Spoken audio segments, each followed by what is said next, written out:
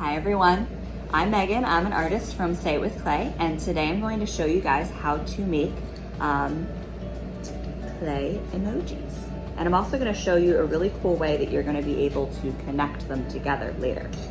So, first things first, I want to go through the kit that you guys got, and I want to show you all of the different parts that are in here. And I also want to talk to you about some other tools that you might need to complete this particular clay project. So the first thing you have is 2 pounds of clay. And we're going to use most of that for our emojis today. The other tools we have in here are a piece of dental floss. We're going to use this as a wire tool to cut our clay. We have a wooden pin tool. We're going to use that for a couple different things. We have a piece of a comb that we're going to use to attach our pieces of clay together.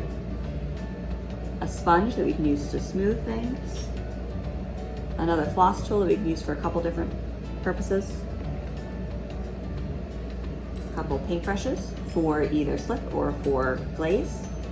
And then you're going to get a bunch of little containers of glaze for our color. And we're going to talk about glazes a little bit later today when we get to that point, because there's some things you need to know. So the other items that you might find around your house that you can use for this project is something to trace to make your emoji circles, a tray or a paper plate to use for mixing glazes. I would probably get 2 containers of water, one for slip and one for, again, washing your brushes with your glazes later. And then if you are going to be designing your emojis and cutting out different shapes, I would also get some paper, something to draw with, and some scissors. Right? Okay, so let's get started. First things first is we have to wedge our clay. So to wedge our clay, it's kind of like kneading it, like kneading dough. So if you've made any bread during this time, you might be familiar with this concept. Make sure wherever you are working, you're okay with it getting a little messy. Clay is basically like dirt, so it does wash off pretty easily, but glaze can stain. So I want you to keep that in mind when you're working for your clothes and for your workspace. So first thing we're gonna do is wedge. I'm gonna get up because the easiest way for me to wedge is standing. And I'm gonna do it sideways so you guys can see what I'm doing. So to wedge, we're going to press our clay down and away from us and then pull it back towards us. And essentially this is going to be smushing it together to get rid of air bubbles. So you can see as I do that how it's starting to spiral. Turn it, wedge it more. And I want to do this about 20 times. So I keep doing that for a while. Once you're done, you would pick up a piece of dental floss, and we're going to use this to cut it in half to check that it is wedged properly and there's no air bubbles. So I'm going to pull this through like that, very satisfying, and then check. If I don't see any like empty pockets, that means that there are no air bubbles and you're good to go. But you do have to re-wedge it together to get them to stay and to be all smushed. So you would wedge it a little bit again to get it back together. And the reason why you are making the wedging to get rid of air bubbles is because air bubbles can actually make your piece blow up in the kiln. We don't want that to happen. The kiln is kind of like a giant oven that heats up your clay and gets it durable and gets it through the finishing stages. All right. So first thing we're going to do is we are going to make this flat. Okay. So I'm going to start by pounding it out into more of a pancake shape. Okay. It's a little loud.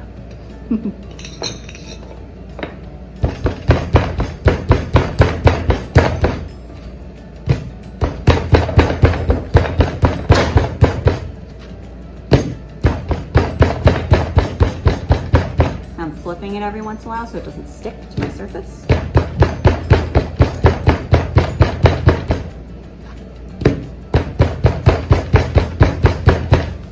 And then I can roll it out more. If I have a rolling pin, that'd be awesome. You can use that to roll. You can also just kind of press it out with your hands, or you could use something like whatever round object you have to roll. So if I have this container of lettuce, I can use that to roll it out a little bit. Or like I said, I can use my hands to press, or I can actually throw it. There's a lot of different methods to flattening it out. Either way, you want it to get somewhat flat to make your emojis.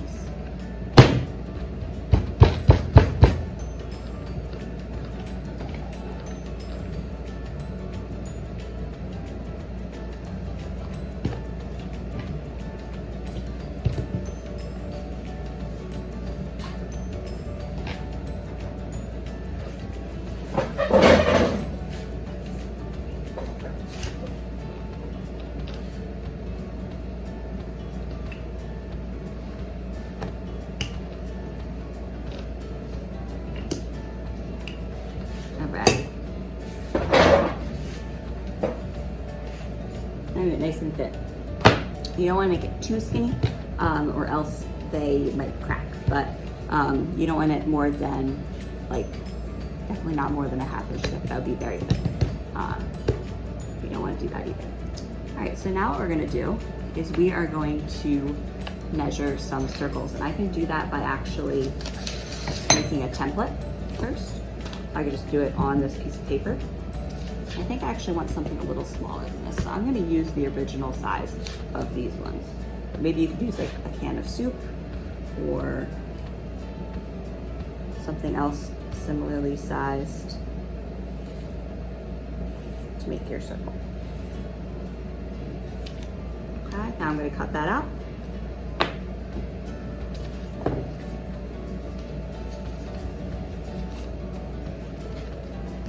I'm going to use it to trace circles onto my piece of clay. I think I'm going to do 3 emojis, because that's probably how many I can fit into my box that I am returning my project with to be glazed. And I think this will fit perfectly on here. I don't think I'll be able to fit 4, so I think 3 is a great number. I'm going to pick up my template, place it onto my slab, and lightly trace around it with my wooden pin tool.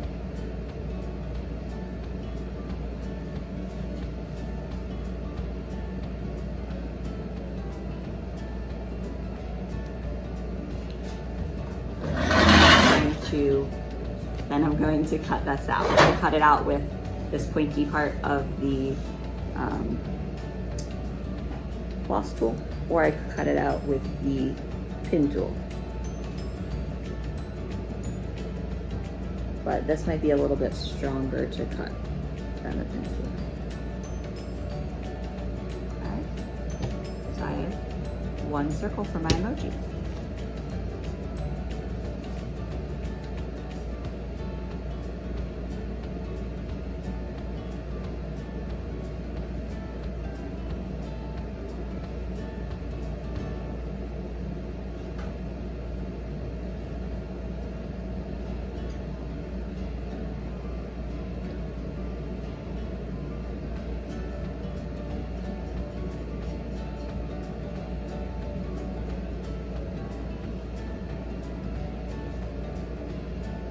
Circles and 1 break.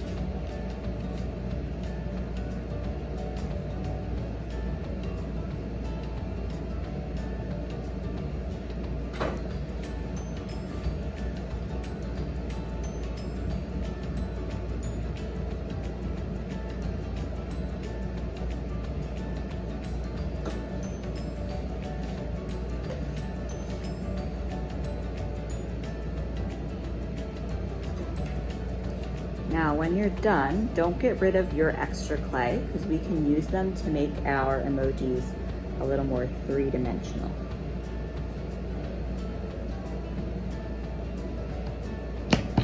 there's my bases, right? So I'm gonna start by, first of all, brainstorming about what I want my emojis to look like.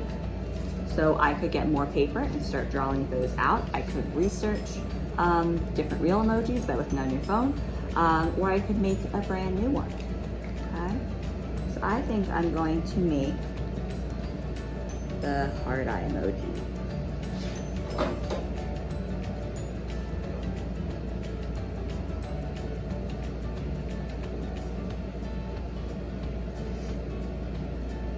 I'm gonna make him look like this. So now the only parts that I need to cut out is just one of the hearts and use it as a template twice. And then I think I'm gonna carve in my mouth. If I wanted to, I could also make that three-dimensional by carving out that shape as well. So I'm just gonna do the heart eyes for today.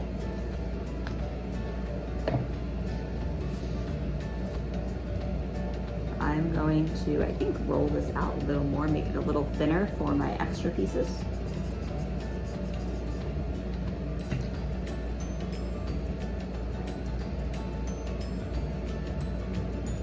Go poke out my heart, trace it.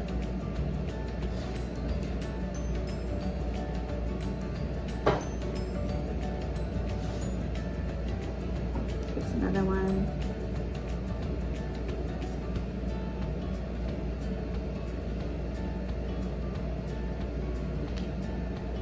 And cut them out.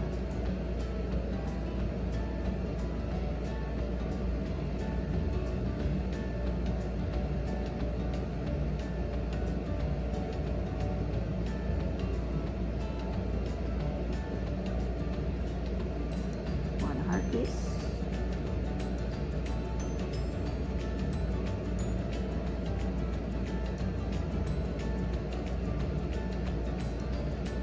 And two heart pieces. And again, you can use the rest of this clay to cut out more pieces, or if you needed a bigger shape, you can squish it back up. Again, you have to wedge it and roll it back out, or flatten it back out. All right, so now I'm ready to start attaching these. First thing I'm gonna do though, is I need to make some slip. So if you've ever used clay before, you know that when I attach one piece of clay to the next piece of clay, you have to scratch and attach or score and slip. If I just take this and squish it onto my clay, it's not gonna stay. It's gonna pop off once you fire it. So I'm gonna use my piece of comb to scratch the spots where my eyes are going to be, just like that. I'm gonna scratch the backs of my hearts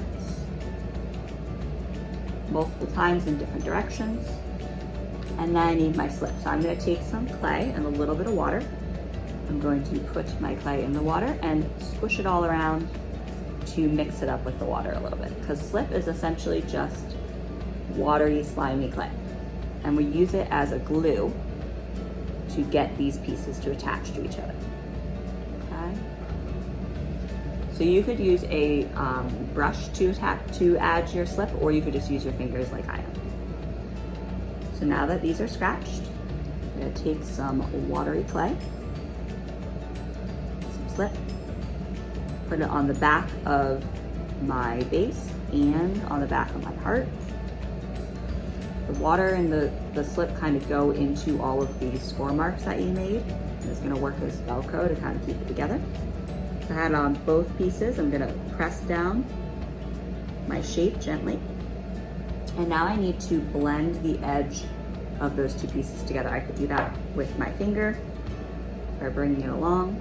I can use the end of a paintbrush if I wanted. This. I could use my pin tool.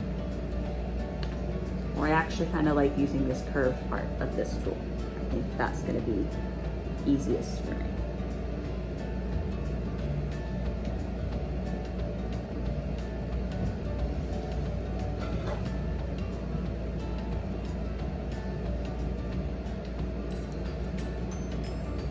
Now that they're blended, I'm going to smooth them out. Do that with just my finger. You don't want to add a ton of water because clay already has a lot of moisture in it so that it's moldable. If you add too much water, it can't absorb it anymore and it sits on the surface and gets very slimy and takes a long time to dry. So we don't want that to happen. So just a tiny bit of water if you're smoothing anything out. I'm gonna attach my other eye. Now that I smoothed out the first one.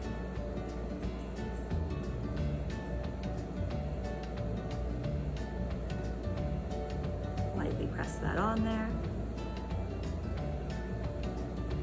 And blend it. If you are attaching anything that is going off the edge of your emoji, you don't want it to go off very much or else it's going to be very breakable. So you could have it go off a teensy tiny bit, maybe like that much, okay, off the base. Anything farther than that and it's definitely going to break off.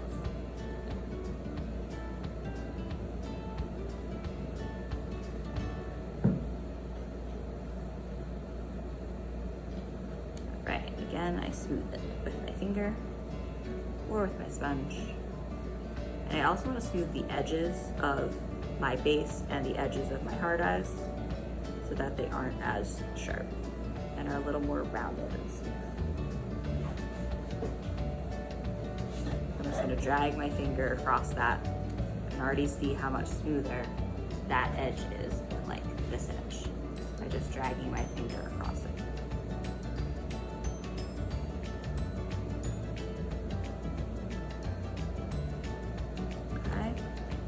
Now it's pretty smoothed out. Still need a mouth. So I can carve that, or like I said, I could have cut it out of my clay if I wanted to. So I could use any of these tools to do that. I think I'm going to use my pin tool. And I'm just going to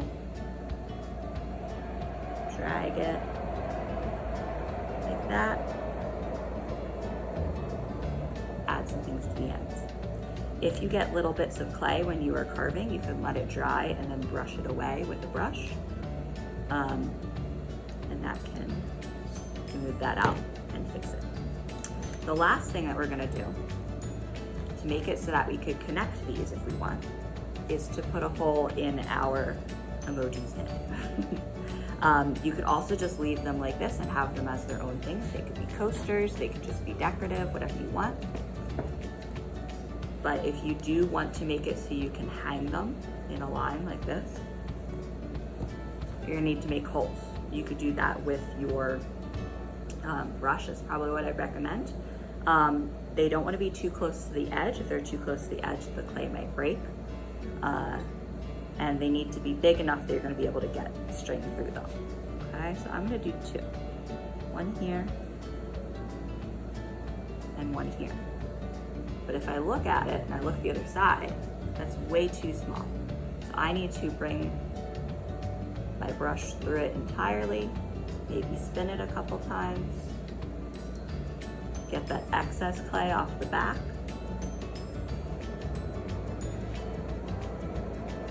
Go back through the opposite way.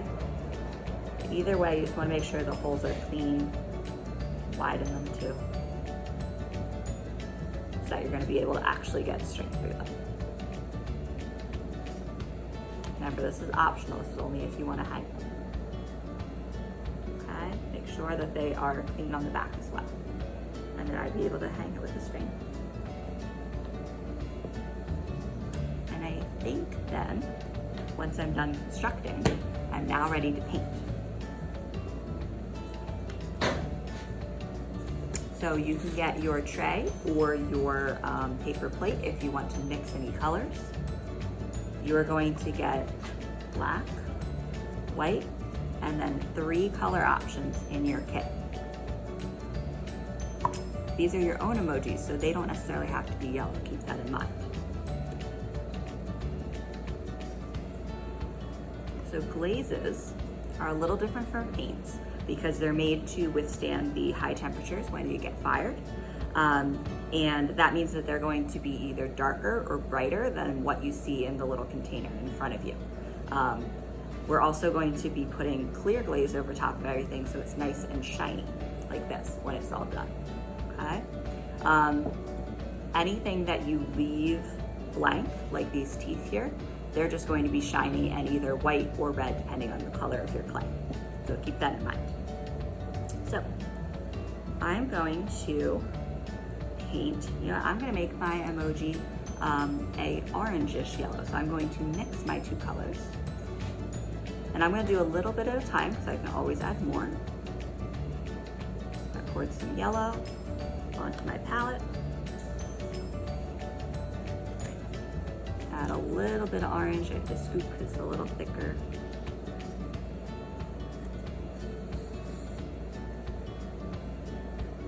And now I'm gonna mix the two. Keep in mind, like I said, they're gonna be brighter or darker than the color that you see in front of you. Now I can use this to start painting. It's gonna be a very thin coat at first. You're gonna kind of see the color of the clay through it. So you're just gonna do one coat, let it dry completely, so it's gonna get lighter in color and be kind of dusty. And then you would apply a second coat, or 3 coats if you have enough glaze. That'll make it really nice and solid, otherwise it'll be very streaky. If I lightly brush this over top, it makes it so it doesn't go into this line if that's what I want. Or I could highlight that line with black or a different color later. Okay. If you are changing colors, you could clean off your brush in some water. Maybe I want to make my hard eyes blue. If it's straight blue, I can get it right out of here, or I can mix it on my palette.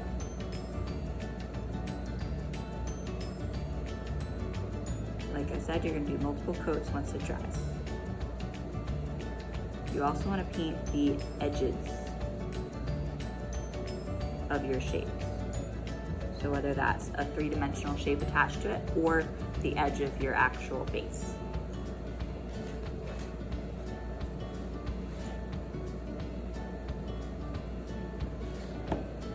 And then if you want to add those details, you could with painting very lightly into there. And then you would continue until you paint all of your emojis and then let them dry. I do want you to add your initials onto the backs of each of them, so maybe you want to do that even before you start glazing. So you want to add your initials so that we know whose emoji belongs to who. We make sure they get back to you so that you can string them if that's what you're doing. All right? Okay, I hope you enjoyed creating with me today. And good luck with your clay. Thanks.